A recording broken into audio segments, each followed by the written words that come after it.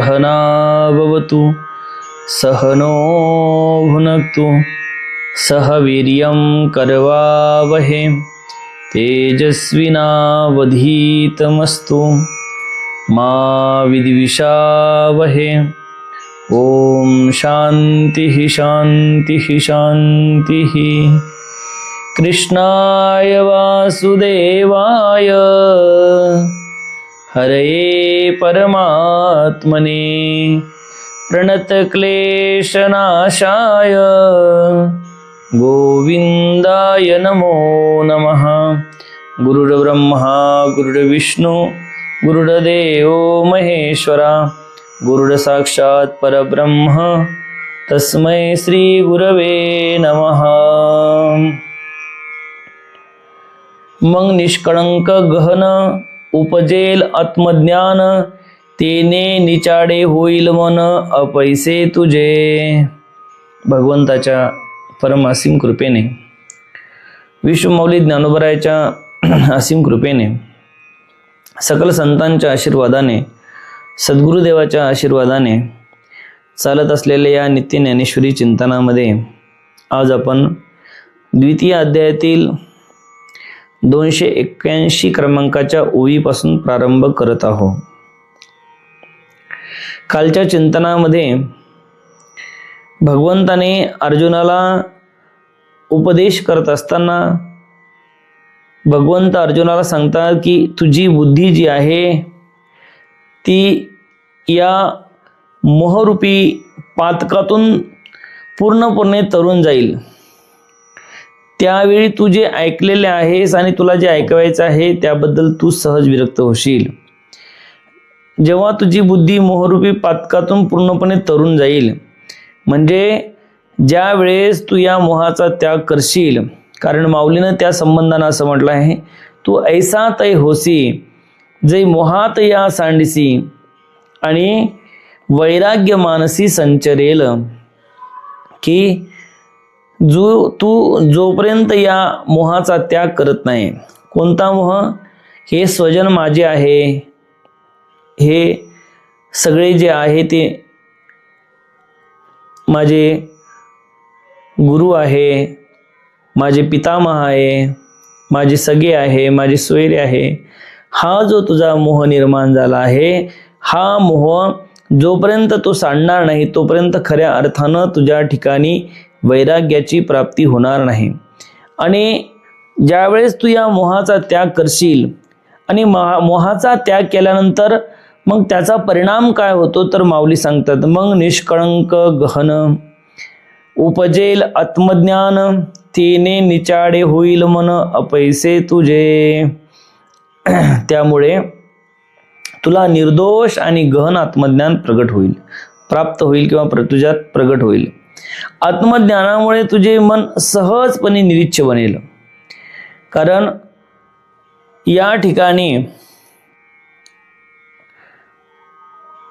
माऊली जे आहे ते माऊली म्हणतात की मग निष्कळंक गहन उपजेल आत्मज्ञान, की आत्मज्ञान काय होईल? उपजेल म्हणजे आत्मज्ञानाची प्राप्ती होईल।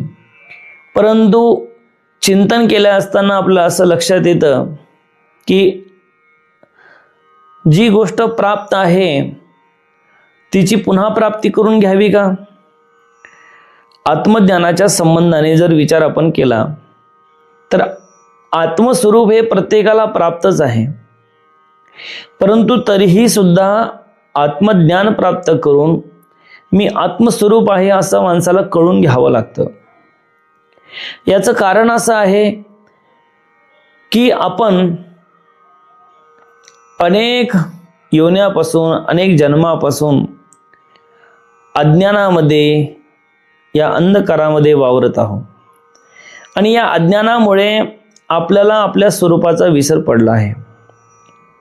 आणि जोपर्यंत आपल्याला खऱ्या अर्थानं आपल्या स्वरूपाची प्राप्ती होत नाही तोपर्यंत तो व्यक्ती मुक्त होऊ शकत नाही। स्वरूपाची प्राप्ती करून घ्यायची म्हणजे काय करायचं? आजपर्यंत तुम्ही आम्ही या देहाला या शरीराला सर्वस्व समजून बसलेलो आहे, परंतु हे शरीर काही सर्वस्व नाही।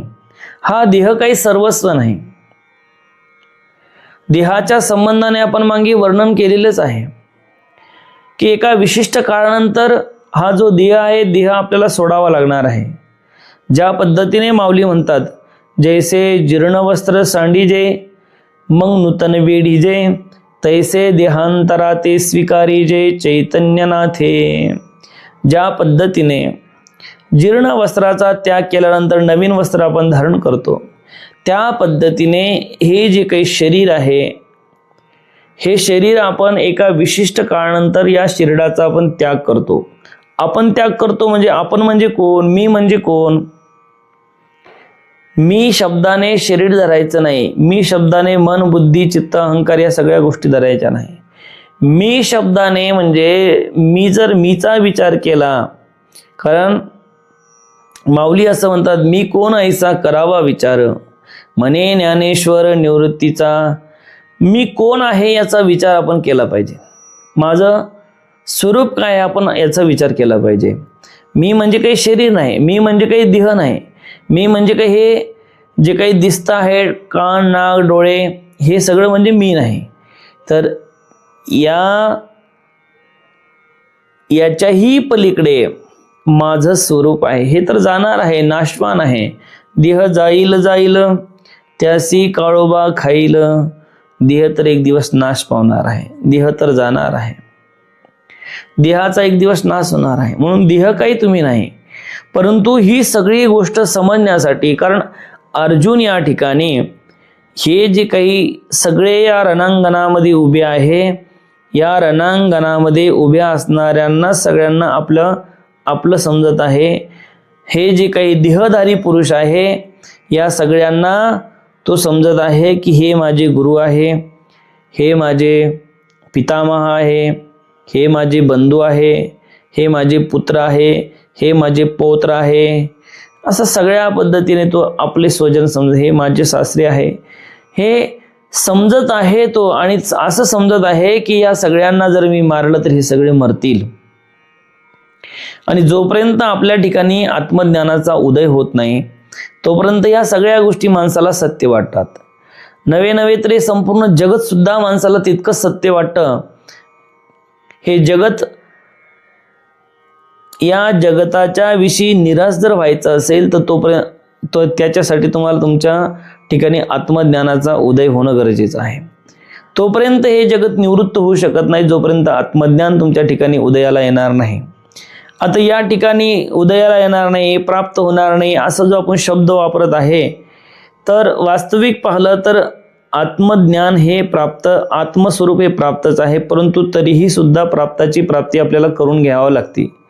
अरे ज्या पद्धतीने सूर्य कधीही मावळत नाही, परंतु तरीही सुद्धा आपण म्हणतो की सूर्याचा उदय झाला, सूर्याचा अस्त झाला. सूर्य हा जसा आहे तसाच राहतो, तो कायम एका स्वरूपामध्ये आहे. परंतु आपण म्हणतो सकाळी उदय पावतो, संध्याकाळी लय पावतो. त्या पद्धतीने या ठिकाणी अर्जुनाला भगवंत सांगत आहे की जर तू या मोहाचा त्याग केला, जोपर्यंत तू ये मोहाने ग्रस्त आहे, तोपर्यंत तुझ्या ठिकाणी आत्मज्ञानाचा उदय होणार नाही आणि वैराग्याचाही उदय होणार नाही. आणि वैराग्य, जोपर्यंत विवेक वैराग्य अंतःकरणामध्ये येत नाही, तोपर्यंत आत्मज्ञानाचा उदय होत नाही. आता विवेक वैराग्याची भूमिका काय असते? विवेकानं माणसाला समजते की इहलोकापासून परलोकापर्यंत अनुकूल मानलेल्या सर्व भोगाच्या त्यागाच्या इच्छेस वैराग्य म्हणतात. हे झालं वैराग्याचं लक्षण. इहलोकापासून परलोकापर्यंत अनुकूल मानलेल्या सर्व भोगाच्या त्यागाची इच्छेस वैराग्य म्हणतात. आणि विवेक काय आहे? तर आत्मस्वरूपा व्यतिरिक्त जे काही आहे ते सगळं अनित्य आहे, अशा पद्धतीने समजणे याला म्हणतात विवेक. मग आत्मस्वरूपाच्या शिवाय जे काही आहे ते सगळं अनित्य आहे हे आपल्याला जर पटवून द्यायचं असेल, तर मग आत्मस्वरूपाच्या व्यतिरिक्त हा देह सुद्धा आहे. आत्मस्वरूपाच्या व्यतिरिक्त स्वतःचाच देह जर आत्मस्वरूपाच्या व्यतिरिक्त वेगळा जर असेल, तर बाकीच्याचा देहाचा प्रश्नच येत नाही. मग त्या ठिकाणी गुरु द्रोणाचार्याच्या देहाचा प्रश्न येत नाही, पितामहाच्या देहाचा प्रश्न येत नाही. हे सगळे देह तर मग वेगळेच आहे. म्हणून आत्मस्वरूपच एक नित्य आहे. आणि भगवंत अर्जुनाला सांगत आहे, सांगितलेलं आहे की अर्जुना, आत्मस्वरूप कधीही मरत नाही, आत्मतत्व कधीही मरत नाही, आत्मतत्वाचा कधीही नाश होत नाही. नैनम छिन्नन्ति शस्त्राणि नैनम दहति पावकः, अशा पद्धतीने समजावून सांगितलं. आणि अशा पद्धतीने समजावून सांगून अर्जुनाला भगवंत ज्ञान देण्याचा प्रयत्न करत आहे. परंतु तरीही सुद्धा या ठिकाणी एक अट घातली आहे. जोपर्यंत तुझ्यामध्ये हा मोह आहे, जोपर्यंत तू मोहग्रस्त आहे, तोपर्यंत तुझ्या ठिकाणी आत्मज्ञानाचा उदय होणार नाही. आणि आत्मज्ञानाचा उदय होण्यासाठी काय करावं लागेल तुला, की सर्वप्रथम या मोहाचा त्याग करावा लागेल. आणि मोहाचा त्याग केल्यानंतर मग निष्कळंक गहन, अरे मग काय होईल तर निर्दोष असं आत्मज्ञान प्रगट होईल. आणि आत्मज्ञान प्राप्त झाल्यामुळे तुझं मन सहज निरीच्छ होईल. निरीच्छ होणे म्हणजे काय, की अंतकरणामध्ये कुठल्याही प्रकारची लालसा नसणे, अंतकरणामध्ये कुठल्याही प्रकारची आकांक्षा नसणे, अंतकरणामध्ये कुठल्याही प्रकारची इच्छा नसणे. अरे जोपर्यंत अंतकरणामध्ये इच्छा आहे, आकांक्षा आहे, तोपर्यंत दुःख आहे. अरे काहीतरी मिळण्याची अभिलाषा, मिळवण्याची अभिलाषा असते म्हणून माणसाला दुःख होतं. आणि काहीतरी मिळावं यासाठी तो सतत धडपडत असतो, सतत त्याच्यासाठी प्रयत्न करत असतो. आणि प्रयत्न करत असताना जी इच्छा मनामध्ये आहे ती जर पूर्ण झाली नाही तर त्याच्यापासून त्याला दुःखही प्राप्त होते. कारण असं म्हणतात, आशा ते परमम दुःखम नैराश्य ते परम सुखम. आशा ही परम दुःखाला प्राप्त करून देणारी आहे. आशेमुळेच माणसाला दुःख होतं. मनुष्य एखाद्या व्यक्तीविषयी असेल, एखाद्या वस्तूविषयी असेल, आशा धरतो आणि ती आशा त्याची पूर्ण होत नाही.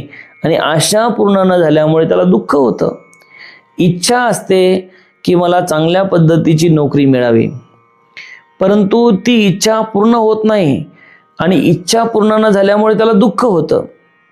इच्छा असते की मी चांगल्या पद्धतीने पैसा कमवावा, मी चांगल्या पद्धतीने बिझनेस करावा, बिझनेसमधून मध्ये पैसा कमवावा, परंतु तो बिझनेस फसतो, पैसा कमवला जात नाही, कर्जबाजारी होतो.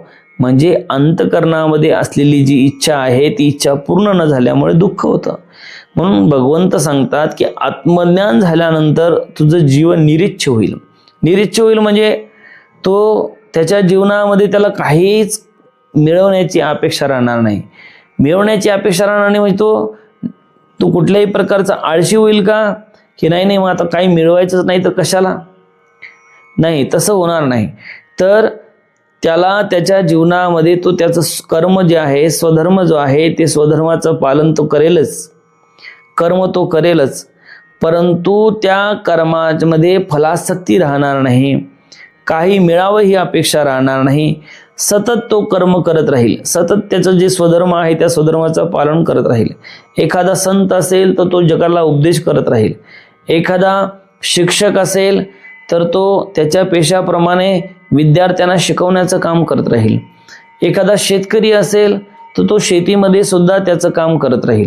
अशा पद्धतीने तो त्याचं काम सतत करत राहील. तो कर्म सोडणार नाही, कर्माचा त्याग करणार नाही. कर्माचा त्याग न करता सुद्धा त्याचं जीवन निरीच्छ झाल्यामुळं, अंतकरणामध्ये कुठल्याही प्रकारची इच्छा नसल्यामुळे त्याच्या जीवनामध्ये दुःख येणार नाही. आणि दुःख जर त्याला येणार नसल्यामुळं त्याचं जीवन हे नेहमी सुखमय राहील.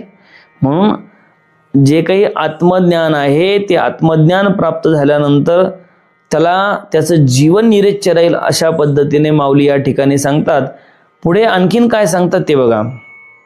तेत अनेक काही जाणावे का मागिला ते स्मरावे, हे अर्जुना घवे पारुशेल.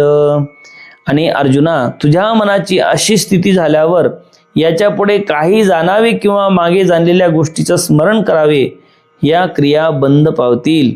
अरे तुझ्या मनाची अशी स्थिती प्राप्त झाल्यावर याच्या पुढे काही जाणावं किंवा जाणलेल्या गोष्टीचं स्मरण करावं ही सुद्धा इच्छा तुला राहणार नाही. कारण काय जाणावं आणि काय मिळवावं आणि मिळालेल्या गोष्टीचं स्मरण करावं. अरे काही लोक सतत मिळवण्यासाठी प्रयत्न करतात आणि मिळालेल्या गोष्टीचं सतत स्मरण करत राहतात. म्हणून तुझ्या जीवनामध्ये काय जाणावे आणि किंवा मागे जे जाणलेल्या गोष्टी त्याचं स्मरण करावं, ह्या क्रिया सगळ्या बंद पडतील. कारण मनुष्य सतत काय करत असतो, सतत तो काहीतरी मिळवण्यासाठी, काहीतरी जाणण्यासाठी सतत प्रयत्नशील असतो. सतत त्याच्या जीवनामध्ये तो काहीतरी मिळवण्यासाठी, काहीतरी प्राप्त व्हावं याच्यासाठी तो प्रयत्नशील असतो. आणि ज्या वेळेस त्याला त्याच्या ठिकाणी आत्मज्ञानाचा उदय होईल, म्हणून काहीतरी आपण आणखीन जाणून घ्यावं, काहीतरी ज्ञान प्राप्त करून घ्यावं, ही गोष्ट सुद्धा त्याच्या जीवनामध्ये राहणार नाही. कारण एकदा आत्मज्ञान झाल्यानंतर पुन्हा भाराभर ग्रंथ वाचण्याची गरज त्याला आहे का?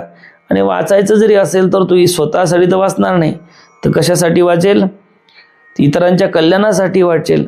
म्हणून अशा पद्धतीने पुन्हा भगवंत अर्जुनाला काय सांगतात ते बघा. श्रुतिवी प्रतिपन्ना ते यदा स्थास्यति निश्चला समाधावचला बुद्धी तदा योगमवाप्स्यसि.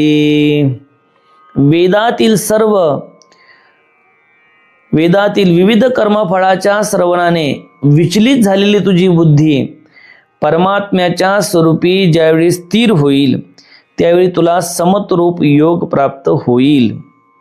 भगवंत अर्जुनाला सांगत आहे की वेदातील विविध कर्मफळाच्या श्रवणाने, वेदामध्ये वेगवेगळ्या पद्धतीचे कर्मफळ सांगितले आहे, कर्मकांड सांगितलं आहे, ज्ञानयोग सांगितलं आहे, कर्मयोग सांगितलं आहे, भक्तियोग सांगितलं आहे. वेगवेगळ्या पद्धतीने त्या ठिकाणी काय सांगितलं आहे, वर्णन केलेलं आहे. आणि या वेदातील कर्मफळाच्या श्रवणाने विचलित झालेली तुझी बुद्धी, कारण अर्जुनाला काय वाटतं किंवा हे कर्म केल्यानंतर याच्यापासून हे फळ मिळेल. जसं त्याचे वेदामध्ये सांगितलं असेल की जर समजा आपण अशा पद्धतीने आपल्या स्वजनाचा वध केला तर आपल्याला नरकामध्ये जावं लागेल.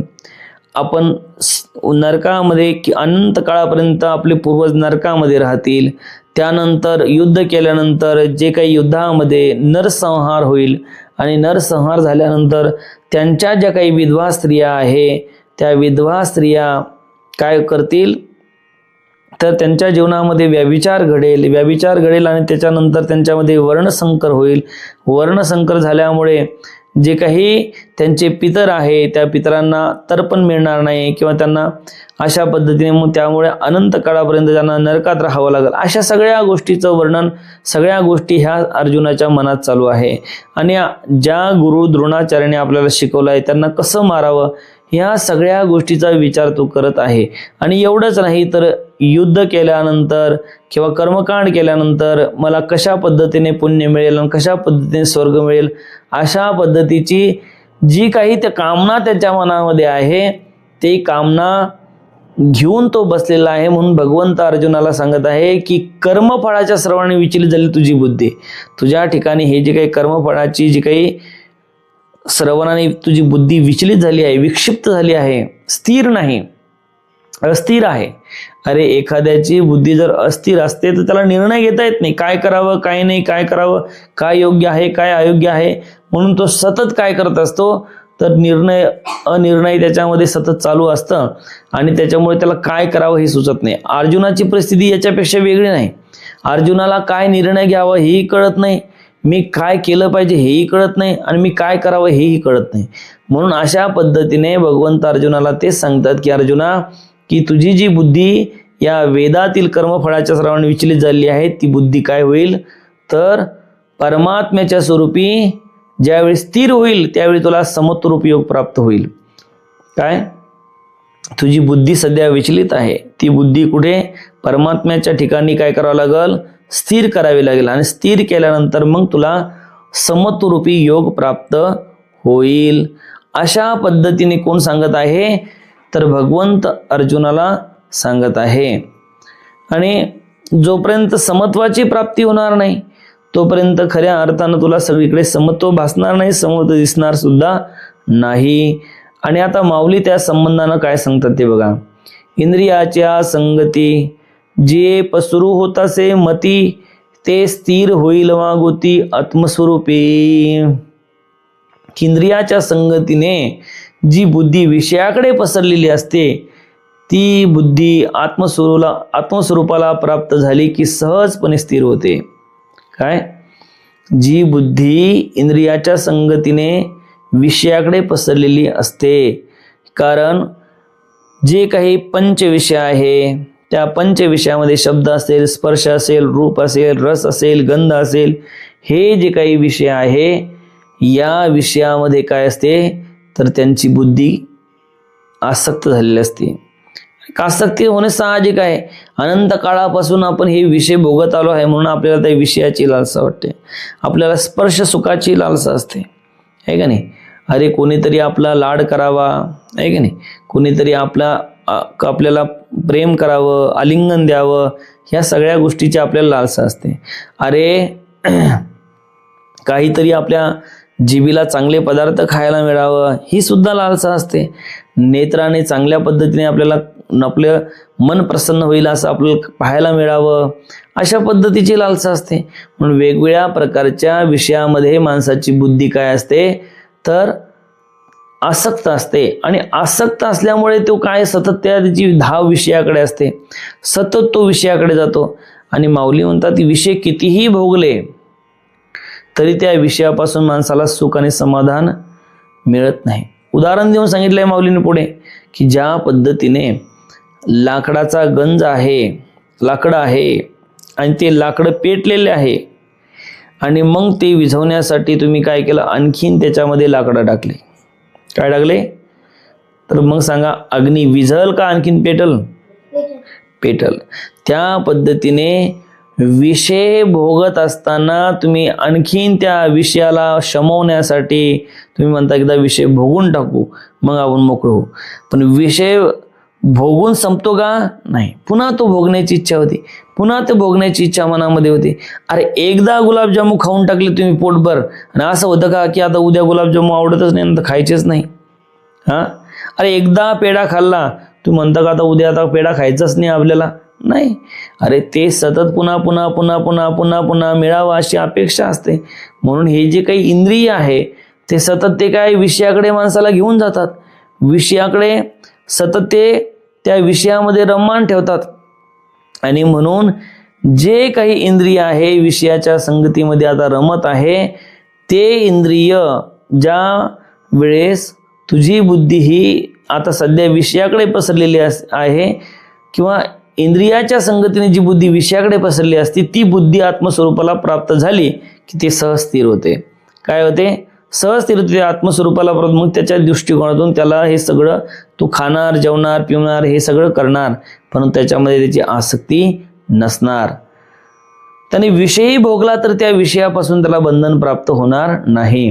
पुन्हा माऊली म्हणतात समाधी सुखी केवळ जे बुद्धी होईल निश्चळ तै पावसी तू सकळ योगस्थिती. समाधी सुखात ज्यावेळी बुद्धी स्थित होते त्यावेळी निष्काम कर्मयोग प्राप्त होतो. अरे समाधी सुखात ज्यावेळी बुद्धी स्थित होते, कुठे? समाधी सुखामध्ये. अरे समाधी कुठे?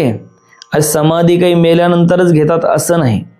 अरे समाधी काही महापुरुष असतात, महात्मा असतात, ते काय करतात जंगलामध्ये अरण्यामध्ये जाऊन काय करतात देवाचं ध्यान करतात आणि ध्यान करता करता त्यांना समाधी प्राप्त होते. समाधी प्राप्त होते म्हणजे या संपूर्ण शरीराचा वगैरे त्यांना भान राहत नाही. ते सतत त्या स्वरूपामध्ये आत्मस्वरूपामध्ये लीन असतात. कशामध्ये? आणि संत श्रेष्ठ माऊली ज्ञानेश्वर महाराजाने कोणती संजीवनी समाधी घेतली म्हणजे ते सतत त्या ठिकाणी काय आहे समाधीमध्ये लीन आहेत. काय आहेत? समाधीमध्ये लीन आहेत. अनेक लोक आता काय करतात, अरे कोणाला बी म्हणतात की याने समाधी घेतली, समाधी घेतली. अरे समाधी घेतली म्हणजे काय घेतली आपण म्हणायची पद्धत झाली ती, परंतु समाधी म्हणजे आत्मस्वरूपाशी तो एकरूप होणे याला समाधी म्हणतात. आणि आत्मस्वरूपाशी एकरूप झाल्यानंतर त्याला बाह्य जगताचा काय पडतो? विसर पडतो. काय पडतो? विसर पडतो. त्याला या बाह्य जगताचं ज्ञान सुद्धा राहत नाही. तो त्याच्या आत्मस्वरूपामध्येच लीन असतो. तो चालता बोलताना दिसला तरी सुद्धा त्याला संपूर्ण जग हे मिथ्याच प्रतीत होतं. संपूर्ण जग त्याच्या दृष्टिकोनातून हे त्यांच्या दृष्टिकोनात सगळं मिथ्याच असतं. या सगळ्या जगाला ते मिथ्या समजतात. म्हणजे एकतर मिथ्या समजतात, भक्त असेल तर तो ईश्वरमय समजतो. म्हणून अशा पद्धतीने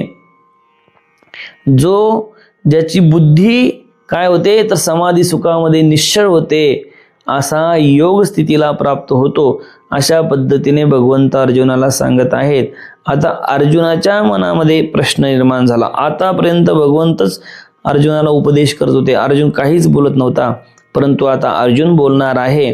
आणि अर्जुन काय बोलणार आहे ते आपण आता उद्याच्या चिंतनामध्ये पाहणार आहोत. काय अर्जुन आता काय बोलणार आहे, काय सांगणार आहे, काय विचारणार आहे ते आपण आता उद्याच्या चिंतनामध्ये पाहू. ओम पूर्णमदः पूर्णमिदं पूर्णात् पूर्णमुदच्यते पूर्णस्य पूर्णमादाय पूर्णमेवावशिष्यते. ओम शांती शांती शांती.